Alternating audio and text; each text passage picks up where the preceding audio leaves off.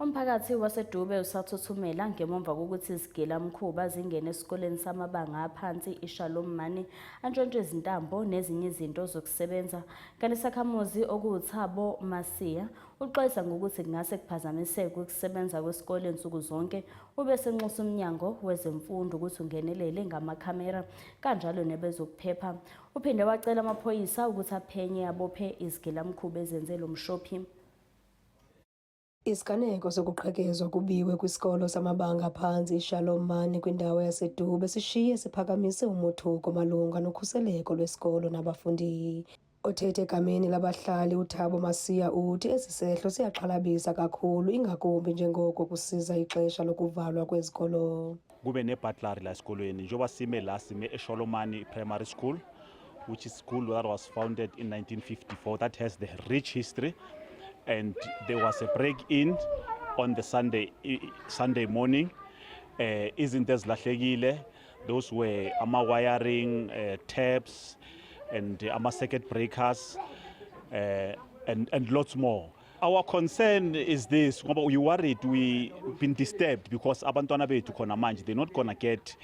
Njoba kuyovalwa ikolo, we just afraid ukuthi mhlawumbe it's going to be worse, and some other blocks akunamhlakazi, and which was going to affect them, particularly mhlawumbe kufika nje indawo zama winter, there's going to be no electricity. Only 2 or 3 blocks that have electricity, but for now we don't, and we worried that poison SAPS they haven't come back to us.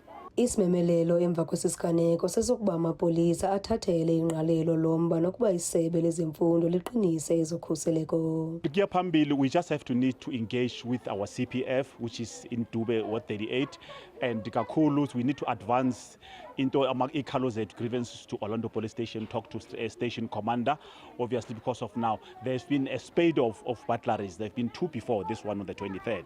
Now we would love to go to station commander, they need to come and tell us why they're not responding, because obviously we don't know what a presence of police, they will keep on doing that. Department of Education, district, we love district that they need to come to us and security. Security is the problem, given ukuthi khona manje ikolo ziyavalwa and akunamuntu ozobakhona because most of criminal incidents zenzakala ngama weekend.